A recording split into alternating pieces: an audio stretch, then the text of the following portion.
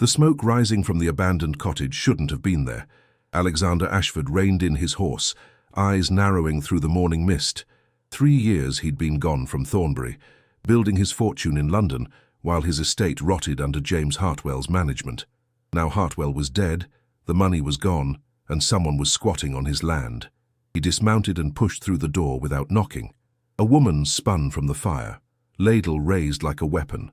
Behind her 2 children froze, a boy with sharp eyes and a little girl clutching a rag doll. The woman was young, maybe 26, with dark hair falling loose and a dress that had been mended so many times the original fabric was barely visible. "Get out," she said. Her voice shook, but her chin lifted. "We have nowhere else to go. This is my property." "I know." She didn't lower the ladle. "But we've been here 3 years and you never came." 3 years. The exact time Hartwell had been stealing from him. Alexander stepped closer, studying her face for signs of conspiracy, of guilt. "What's your name?" "Eleanor Hartwell." The name hit him like a fist. Hartwell's widow. The woman married to the thief who'd robbed him of £50,000 and vanished like smoke. Alexander's hands clenched. "Your husband destroyed me." "He destroyed me too."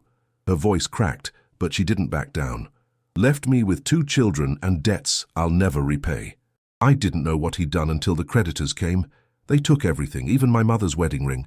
Convenient story. "Mama?" The boy moved between them, small but fearless. His eyes, Christ, those eyes, were the exact shade of green Alexander saw in his mirror every morning. "Don't hurt her." Something twisted in Alexander's chest.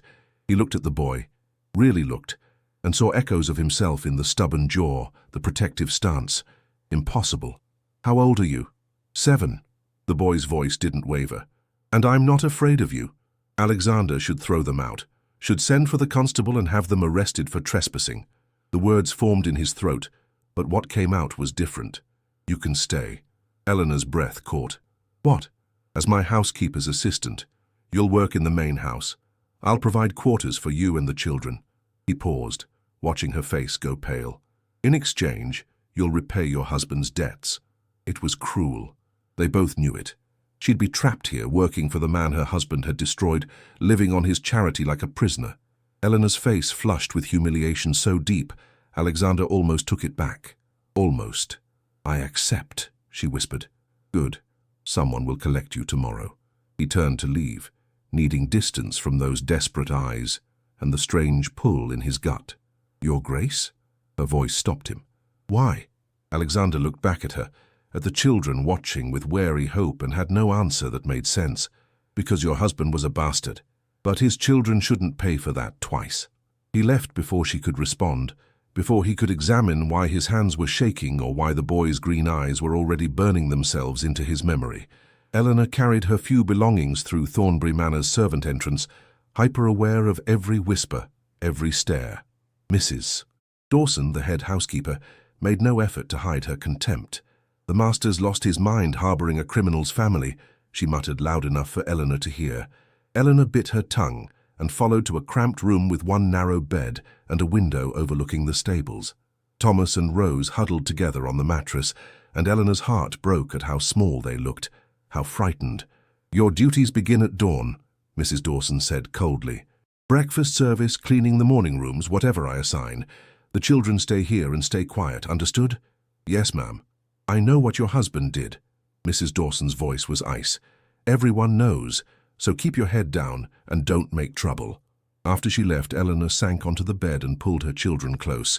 "It's going to be fine," she whispered, though the words felt like lies. That night she didn't sleep. Instead she lay awake, listening to the unfamiliar sounds of the great house, wondering how long before the Duke realized his mistake and threw them out anyway. The summons came before breakfast. "His Grace wants to see you." "Now." Alexander stood behind his desk when she entered, his back rigid with tension. "Close the door." She did, her mouth dry. "How long were you married to James Hartwell?" He didn't turn around. 8 years, Your Grace." "And in those 8 years you never questioned where his money came from?" Now he turned and his eyes were hard. "The gifts? There were no gifts." Eleanor's voice came out sharper than she intended. "James drank every penny. We lived in a tiny house in the village until he died. Then I found out he'd mortgaged even that. Everything was taken." I went to that cottage because I had nothing left. You expect me to believe you knew nothing about £50,000? I don't expect anything from you." That old defiance surged up. "You've made it clear what you think of me. You offered me work out of pity or cruelty. I don't know which.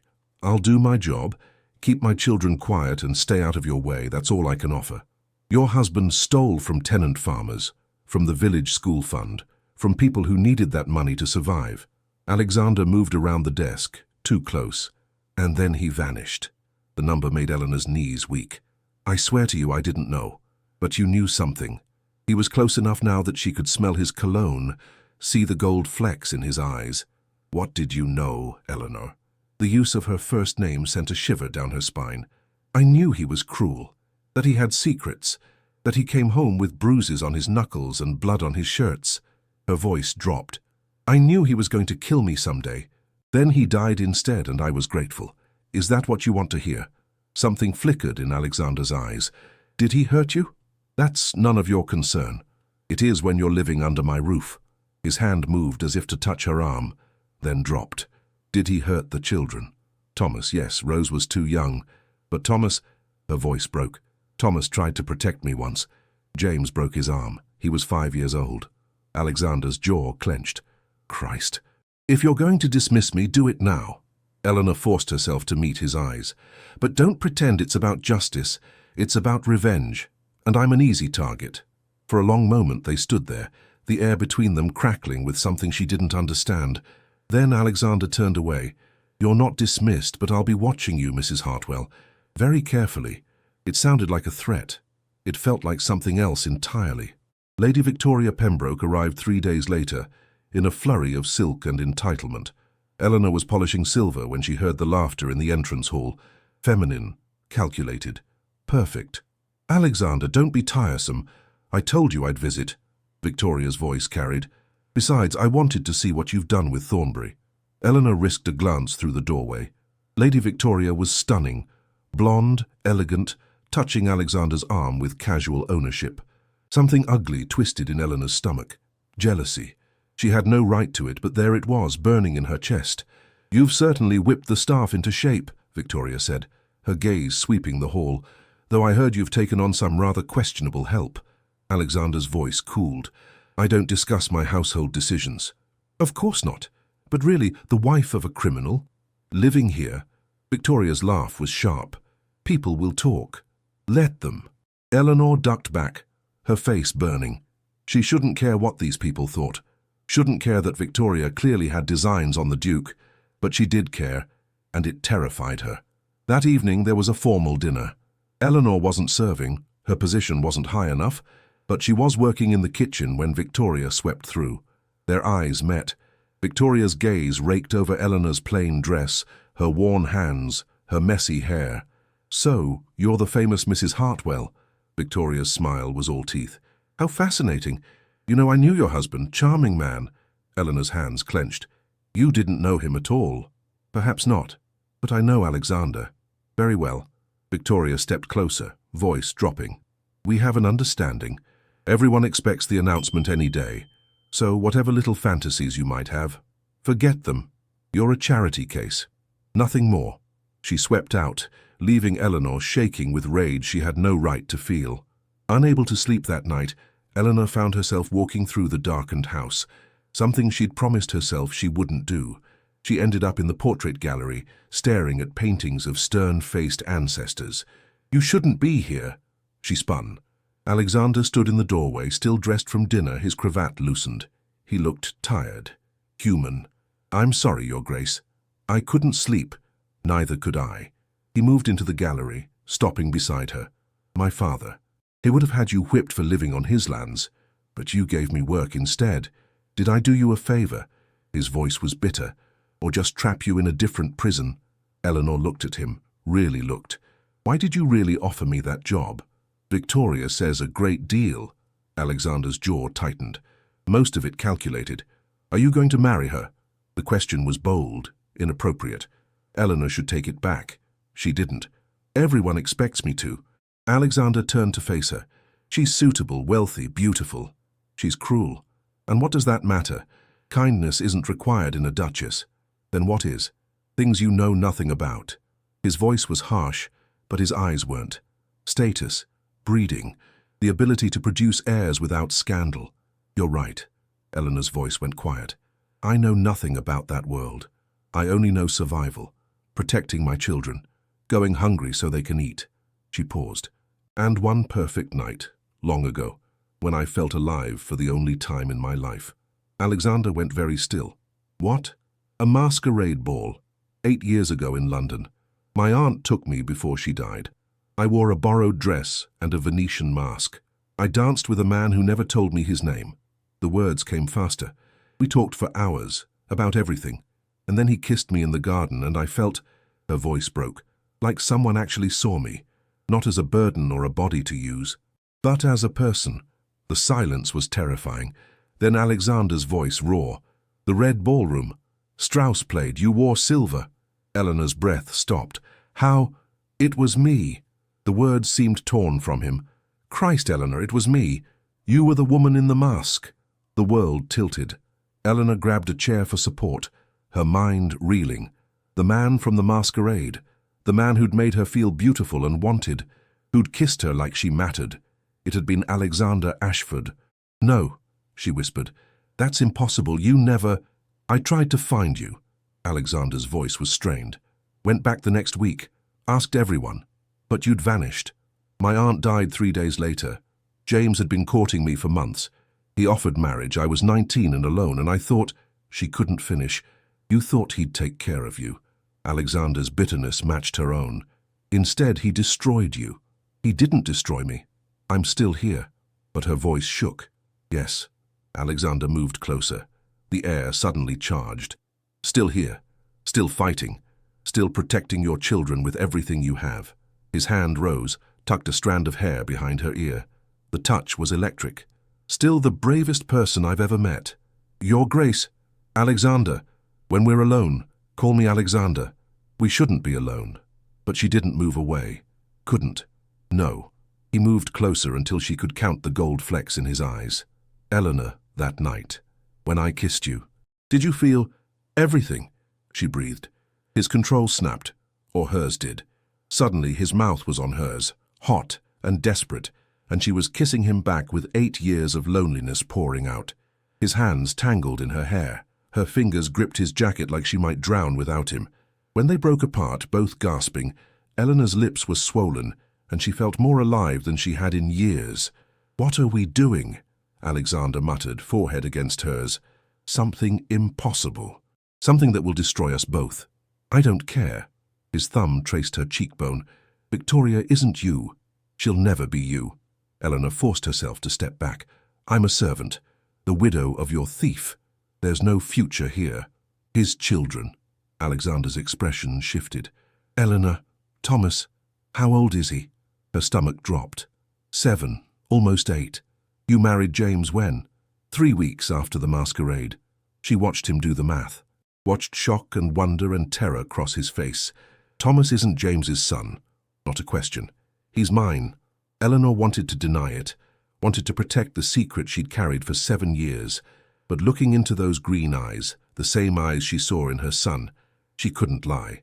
I suspected from the moment he was born, but James convinced me I was imagining things, that I was being foolish. She swallowed. But the older Thomas got, the more he looked like you. I've lived in terror someone would notice. I have a son. Alexander's voice was stunned. A son I never knew existed. You weren't supposed to know. If anyone finds out, it'll destroy him. He'll be labeled a bastard, shunned. He's my heir, my blood. You have no proof, and announcing it would make him illegitimate, ruin his life, or give him everything he deserves. Alexander grabbed her shoulders. Eleanor, I have an heir, a son. You have a bastard, she said brutally. Born to a thief's wife. If you claim him, society will destroy us all. The question hung between them. Alexander's hands slowly released her. What I want, he said quietly, is to have known, to have been there, to have protected you both. His voice roughened. What I want is the past 8 years back. All we can have is now, and now is impossible. Then we'll make it possible. His jaw set. I won't abandon my son. Or you. You have to. Eleanor stepped back, her heart screaming in protest. For Thomas's sake, pretend you don't know. Let him grow up normal, please. She fled before he could answer, before she could see the pain in his eyes that matched her own. Behind her, Alexander stared at his ancestors and wondered if any of them had faced an impossible choice between duty and love, and wondered if any had been strong enough to make the right decision. The ball was Lady Victoria's idea. Thornbury deserves to shine again, she'd announced. The perfect opportunity to reintroduce you to society. Eleanor heard about it from Mrs. Dawson, who took pleasure in explaining all servants would be working. Including you, Mrs. Hartwell. The week before was chaos. The ballroom cleaned for the first time in years. Crystal polished, flowers ordered from London. Eleanor worked 18-hour days, keeping busy so she wouldn't think about Alexander's hands in her hair, his mouth on hers. She barely saw him. When their paths crossed, he'd look at her with an intensity that stole her breath. But he never approached, never spoke beyond propriety. It was for the best, she told herself. He was remembering his duty. She should be grateful. She felt like she was dying. Thomas noticed. "Mama, why do you look sad?" "Just tired, darling." "Is it because of the Duke?" Thomas's green eyes, Alexander's eyes, searched her face. "I saw him looking at you. Like he wants something but knows he shouldn't have it." Eleanor's heart clenched. "Thomas, I'm not stupid. I know Papa wasn't good. The Duke isn't like Papa. He smiled at Rose yesterday. Papa never smiled at us. Sometimes people can smile and still not be good for us. Or sometimes," Thomas said with devastating logic, "people are afraid of being happy because it might get taken away." The night of the ball, Eleanor dressed in a simple blue dress Mrs. Dawson had provided. His Grace's orders. All staff must be presentable. The dress fit perfectly. Eleanor barely recognized herself in the mirror. She looked almost respectable. Almost like someone Alexander might look at twice. Almost. The ballroom blazed with light. Eleanor carried champagne, weaving between guests in silk and jewels, invisible as servants should be, until she looked up and saw Victoria dancing with Alexander. Victoria was stunning in emerald, diamonds at her throat. She laughed up at Alexander, her hand possessive on his shoulder, and Alexander looked every inch the Duke. Perfect, controlled, exactly what he was supposed to be. Eleanor's hands trembled, glasses rattling on her tray. She forced them steady, forced herself to look away, but not before Alexander's gaze found hers across the crowded room. The world slowed. Victoria was still talking, but Alexander wasn't listening. He was looking at Eleanor with an intensity that made her feel stripped bare, vulnerable, wanted. Then Victoria's hand tightened, pulling his attention back, and the moment shattered.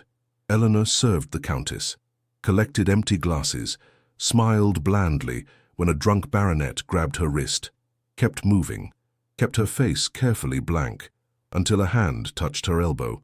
"Forgive me, but you're Mrs. Hartwell, aren't you? Eleanor Hartwell?" She turned to find a distinguished man, perhaps 40, with kind eyes. "Yes, sir. Lord Henry Blackwood. I knew your Aunt Margaret. She showed me a portrait of you once. You have her eyes." Eleanor's throat tightened. "You knew Aunt Margaret. A dear friend. I was devastated to hear of her death." Lord Henry's expression softened. "She spoke of you often, said you deserved better than the world was giving you." No one had mentioned her aunt in years. "That's very kind. It's truth." Lord Henry hesitated. "I know you're working, but perhaps we might speak again. I'd love to hear how you've been." "Blackwood." Alexander's voice cut through like a blade. He appeared beside them, face neutral but eyes hard. "I see you've met Mrs. Hartwell." "Indeed. A fortunate coincidence. Mrs. Hartwell is needed in the kitchen, immediately." Eleanor curtsied, confused. As she hurried away, she felt Alexander's gaze burning into her back. She barely made it to the servants' corridor when a hand caught her wrist, pulling her into a darkened alcove. Alexander loomed over her, jaw tight with barely controlled anger. "What were you doing with Blackwood?" "Talking. He knew my aunt. Henry Blackwood is a widower, wealthy, looking for a new wife." Alexander's voice was dangerous. "And he was looking at you like he wanted to devour you. What does that have to do with me?" "Everything." The word exploded. Then quieter, more dangerous. "He was looking at you the way a man looks at a woman he wants. And you were smiling at him." "I was being polite. What did you expect?" "I expected you not to look at him like he was your salvation." The unfairness ignited her temper. "And what if he is? What if a kind, decent man offers me a way out? What if he could give my children a real home, a real future? Would that be so terrible? Yes. Alexander's face was inches from hers, his breath warm. Because you're mine. I'm not yours. I'm nobody's. But her body betrayed her, swaying toward him. I'm just a servant and you're about to marry Victoria, and this, whatever this is, can never be anything. Can't it? His hand cupped her face, thumb tracing her cheekbone. Eleanor, I can't stop thinking about you. Can't stop remembering how you felt in my arms. Can't stop seeing my son's face and knowing I helped create him, and wanting what? Her voice broke. To make me your mistress. Keep me hidden while you marry Victoria and have legitimate children. I don't know what I'm offering. The admission seemed torn from him. I only know that the thought of Henry Blackwood or any other man touching you makes me want to commit murder. That's not love, that's possession. Then what is this? His forehead pressed against hers. What is this thing between us that feels like it's burning me alive? It's impossible. A dream that can never come true. Then let me dream. His lips brushed hers, feather-light. Let me have this moment, even if it's all we ever get. Eleanor should pull away, should remember where they were, who they were. But when Alexander kissed her, really kissed her, she kissed him back with everything she had. Let Victoria have the dances and diamonds. Let society have its rules. For this one stolen moment in a darkened alcove, Eleanor let herself belong to the man she loved, even if that love would destroy them both. Lord Edward Ashford arrived at Thornbury 3 days after the ball, uninvited and unwelcome. Alexander saw him riding up the drive and felt his jaw tighten. His half-brother, illegitimate son of their father's affair with a governess, had always been trouble. Charming, intelligent, and consumed by resentment over the accident of his birth. Brother! Edward dismounted with a grin that didn't reach his eyes. What a magnificent estate. Funny how some inherit everything while others get nothing. Edward, what do you want? Can't a man visit family? Edward's gaze swept the grounds. I heard you'd taken in some fascinating residents, a widow and her children. How charitable. Something cold slithered down Alexander's spine. That's none of your concern. Oh, but it is. Edward's smile sharpened. You see, I've been doing research. James Hartwell was quite interesting. Thief, liar, but also, according to a very drunk doctor in London, completely impotent from a riding accident. Couldn't father children at all. Alexander's blood turned to ice. Where did you hear that? The doctor was talkative. Very talkative. Edward's eyes gleamed. So I wonder, dear brother, whose children are really living in your house? Especially that boy, Thomas, with those remarkable green eyes. Get off my property. Oh, I will. But first, Edward stepped closer, dropping pretense. I've spent my life watching you have everything I should have had. The title, the wealth, the respect. And now you've even produced an heir. Illegitimately, of course. If you legitimize that bastard, he stands between me and everything. You deserve nothing. Maybe. But I can still take everything from you. Edward's smile was poison. One word to the right people about your servant mistress and her convenient son, and your reputation is destroyed. The boy will be labeled a bastard publicly. And Lady Victoria, I've had such interesting conversations with Lady Victoria, will make sure society never forgets. He rode away, leaving Alexander standing there, realizing with horror that he'd put Eleanor and Thomas in more danger than he'd imagined. Inside, hidden behind a curtain, Eleanor had heard everything. Her hands shook as she backed away from the window. Edward knew. And worse, he wanted to use that knowledge to destroy them all. She found Thomas in the garden teaching Rose to catch butterflies. For a moment she just watched them, her heart breaking. They looked so happy, so innocent. Mama? Thomas looked up, sensing her distress. What's wrong? Nothing, darling. The lie tasted like ash. Just stay close today, no wandering. That night Eleanor paced her room, weighing impossible options. They could run. But where? She had no money, no family. Running would only confirm the rumors. A soft knock. Eleanor, please. I need to talk. She opened the door. Alexander looked haggard, his cravat loosened, hair disheveled. You heard. I heard Edward. What are we going to do? I don't know. The admission cost him. Edward has me cornered. If I claim Thomas publicly, it ruins him. If I don't, Edward spreads rumors that accomplish the same thing. Then there's only one solution. Eleanor's voice was steady, though her heart broke. "We leave. Tonight. I'll take the children and disappear. You can say we stole from you, that you dismissed us in disgrace. It'll protect you." "No." The word was absolute. "I won't let you run. I won't lose my son again." "He was never yours to lose." The words exploded. "He's mine. My son. My responsibility. And I'll do whatever it takes to protect him, even if it means leaving you." "You love me." Alexander's voice was rough. "That's why you're willing to sacrifice everything." Eleanor's eyes filled with tears. "What does love matter? Love doesn't feed children. Love doesn't protect them from scandal. Love doesn't change that you're a duke and I'm nobody." "You're not nobody. You're the woman I—" He stopped, the words catching. Then, quieter. "You're the mother of my child. The only person who's ever seen me as just a man." "That's not enough." But she was crying now. "Don't you see? It's not enough." Alexander pulled her into his arms. She let him, knowing it was the last time. He held her while she sobbed, his own breath ragged. "What if we got married?" The words came desperate. "Then Thomas would be legitimate. Edward would have no power. And society would eat us alive? They'd call me a whore who trapped you. Call Thomas a bastard you're legitimizing through marriage. It would solve nothing." "Then what do we do?" Alexander's voice broke. "Tell me, because I can't lose you." "Not again." Before she could answer, the door burst open. Thomas stood there in his nightshirt, eyes wide with fear. "Mama, why are you crying?" Eleanor's heart stopped. Alexander released her, but the damage was done. Thomas looked between them, his young mind connecting dots. "Thomas, go back to bed." "You love him." Thomas's voice was small, confused.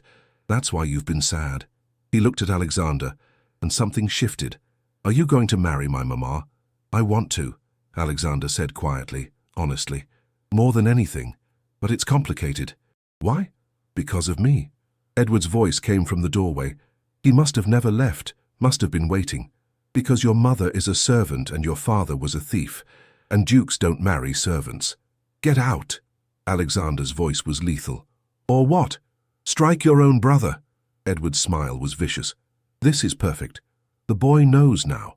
How long before everyone knows?" Thomas's face had gone pale. He looked at Eleanor, then Alexander. "What does he mean? Why did he call the Duke my—" "Thomas, please go to your room." Eleanor's voice shook, but Thomas was rooted, his green eyes, Alexander's eyes, filling with tears. "Tell me the truth, Mama. Please." The moment stretched, agonizing. Then Alexander knelt, bringing himself to Thomas's level.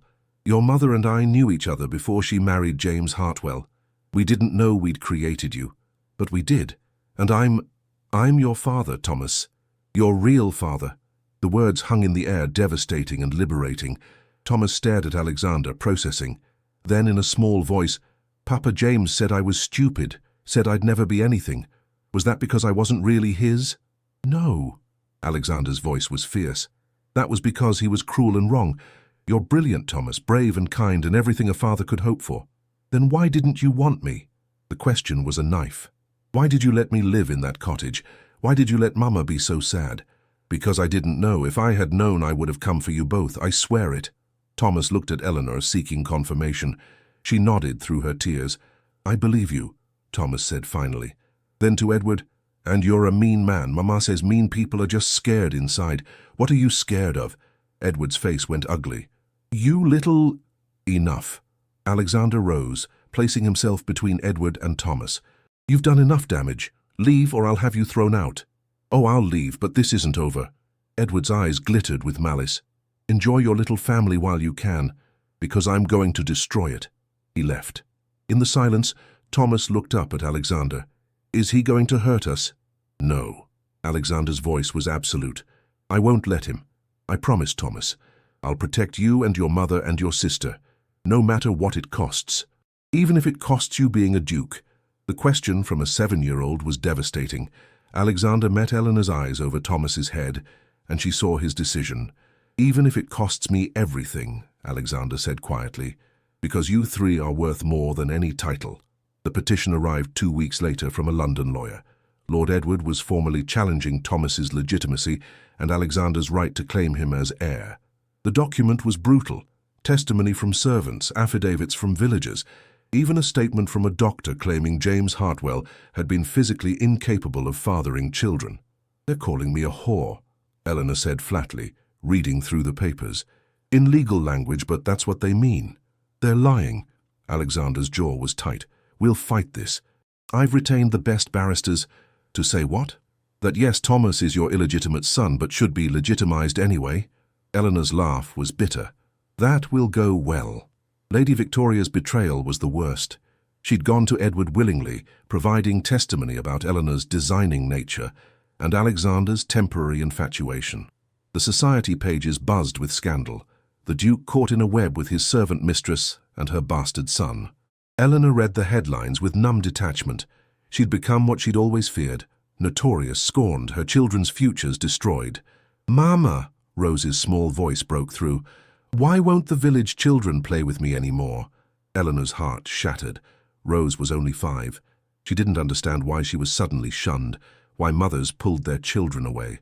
"Because people are cruel, darling." Eleanor pulled Rose into her lap. "But we still have each other." Thomas had stopped going to school entirely. He'd come home 3 days ago with a black eye and split lip, refusing to say what happened. "They called you names, Mama. I couldn't let them. 7 years old, fighting to defend her honor. It wasn't fair." Alexander was drowning in legal documents, trying to fight on multiple fronts. The lawsuit, the scandal, his own conscience. Eleanor saw him aging before her eyes. "Maybe Edward is right," she said quietly one evening. "Maybe you should let us go. Claim you were deceived." "Stop." Alexander's voice was raw. "Don't ask me to betray you. I won't do it. Even if it saves your reputation. Especially then." He took her hands. "Eleanor, I've spent my life being the perfect Duke, following rules, doing my duty, and what has it gotten me? Loneliness. A brother who wants to destroy me and a society that values appearances over truth." His grip tightened. "You and Thomas and Rose, you're the only real thing in my life. I won't give that up." "Then what do? We fight." Alexander's eyes blazed. "We fight with everything we have, and if we lose, if society destroys us, we build a new life somewhere else. Together. You'd give up being a duke. For you?" "Yes." The answer was immediate.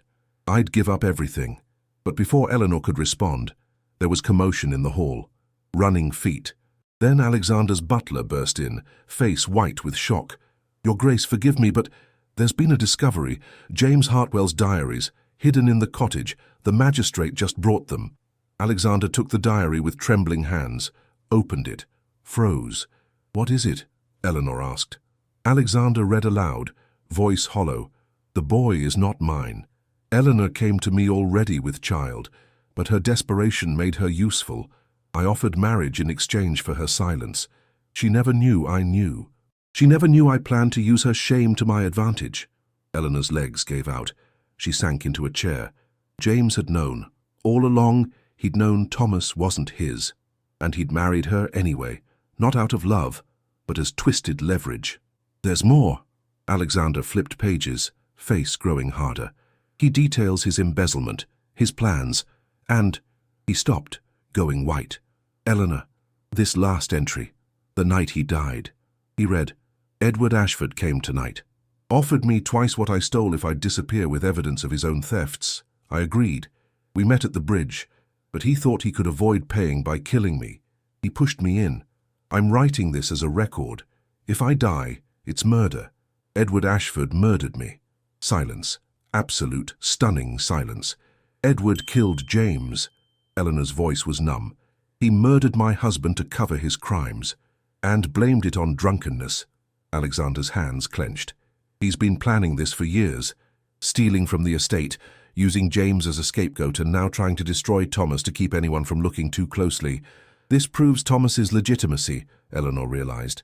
"If James knew Thomas wasn't his, if he wrote it down, it proves Thomas is mine." Alexander's eyes blazed. "And it proves Edward is a murderer. We take this to the magistrate, to the court, to everyone." Alexander's smile was sharp. "We're going to destroy Edward, and prove your innocence and Thomas's legitimacy in one move." "How?" "By telling the truth, all of it. The masquerade, our one night, your forced marriage, everything." He pulled Eleanor to her feet. "No more secrets, no more shame, just truth. Society can go to hell. Our son deserves better than lies." The courtroom was packed. All of London had turned out to witness the scandal. Eleanor sat in the witness box, spine straight despite terror. Thomas was in the gallery with Mrs. Dawson, his green eyes fixed on her with absolute trust. She couldn't let him down. Mrs. Hartwell, Alexander's barrister, spoke gently. "Tell the court about the masquerade ball 8 years ago." Eleanor took a breath, then told them everything. The borrowed dress, the mask, the man who'd made her feel seen for the first time, the kiss, the way she'd felt alive for those few stolen hours. "And did you know this man's identity?" "No, I never saw his face." Eleanor's voice was steady. "When my aunt died 3 days later, I had nowhere to go. James Hartwell offered marriage. I accepted." "Did you love him?" "No." The word was simple, devastating. "I thought I could learn to. I was wrong." She told them about the wedding night, realizing she was pregnant, about James's rage, how he'd beaten her, how Thomas had survived despite everything. "He held it over me for years. The shame. Told me I was a whore who'd trapped him, and that I deserved everything he did to me." "And what did he do, Mrs. Hartwell?" The courtroom held its breath. Eleanor met Alexander's eyes across the room and told them. Every beating, every cruel word, every time Thomas had tried to protect her and paid for it. Spectators gasped. Lady Victoria, sitting in front, had tears streaming down her face, real or performance. Eleanor didn't know or care. "And when did you learn the Duke's identity?" "When he found me in his cottage. When I looked into his eyes and recognized them." Eleanor's voice broke. "When I saw those same eyes in my son's face." "And what did you do?" "I tried to hide it, tried to protect Thomas from scandal. I would have taken the secret to my grave if Lord Edward hadn't discovered it. Then they brought out James's diaries, read passages aloud, proved James had known, had used Eleanor's pregnancy as leverage, had conspired with Edward, and proved Edward had murdered him." The courtroom erupted. Edward, pale and rigid, tried to flee. Bailiffs seized him as he screamed denials. Then Alexander took the stand. "Your Grace, do you claim Thomas Hartwell as your son?" "I do." Alexander's voice rang out.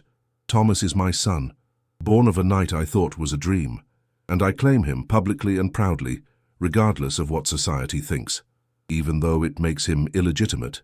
My reputation means nothing compared to my son." Alexander's eyes found Thomas. "Thomas is brave, intelligent, kind. He's defended his mother against grown men. He's survived poverty and cruelty and still smiles. He's worth 10,000 titles." Thomas was crying, silent tears streaming. "And Mrs. Hartwell, your intentions?"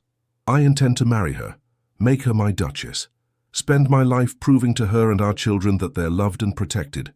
Society be damned." The courtroom exploded.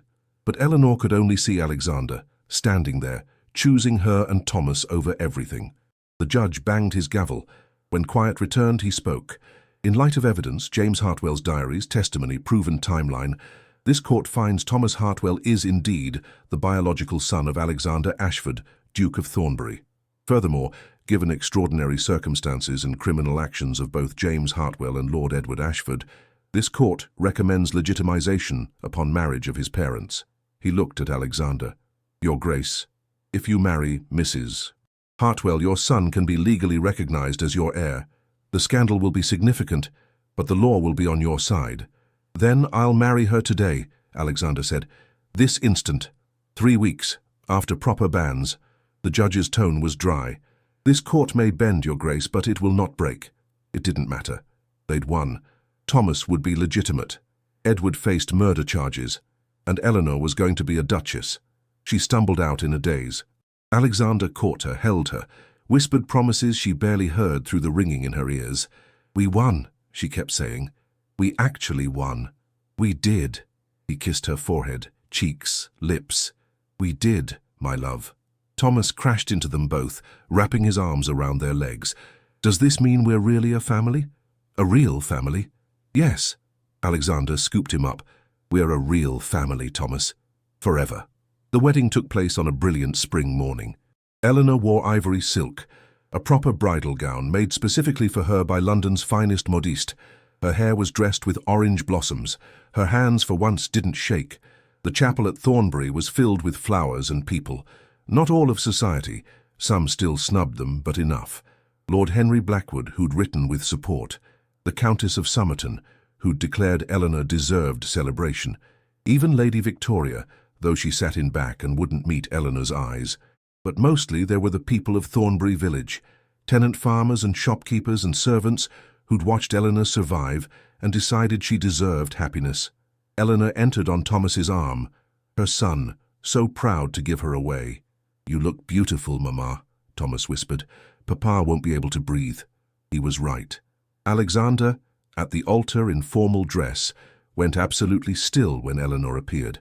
His eyes locked on hers, and the rest of the world fell away. Thomas placed Eleanor's hand in Alexander's with solemn ceremony.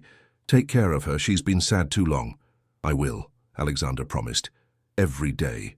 The vows felt revolutionary. Eleanor promising to love a duke, Alexander promising to cherish a woman society had called a whore. When the vicar pronounced them husband and wife, their kiss was met with thunderous applause. "My Duchess," Alexander whispered against her lips. "Finally." "My love," Eleanor whispered back. "Always." The wedding breakfast was celebration unlike any Thornbury had seen. Alexander danced first with his bride, then with Rose, then taught Thomas to waltz. Eleanor watched with tears of joy, unable to believe this was real. That night, when guests had departed and the house was quiet, Alexander carried Eleanor over the threshold of the ducal suite. "Their suite now. Are you happy?" he asked. Deliriously, Eleanor turned to face him. "I never thought I could have this. Love, family, a future without fear. You deserve all of it and more." He kissed her, slow and deep. "I'm going to spend the rest of my life making sure you know that." They made love as husband and wife, tender and reverent, full of promises. Afterward, lying in his arms, Eleanor felt something she hadn't felt in 8 years. Safe. "I love you," she whispered. "I've loved you since that first night. I just didn't know it was you." "I love you too." His arms tightened. "And I will never stop telling you. You saved me, Eleanor. You and Thomas and Rose, you made me human again. We saved each other, that's what families do." 5 years later, Thornbury Estate was transformed. The grounds immaculate, tenant farms prosperous, village thriving.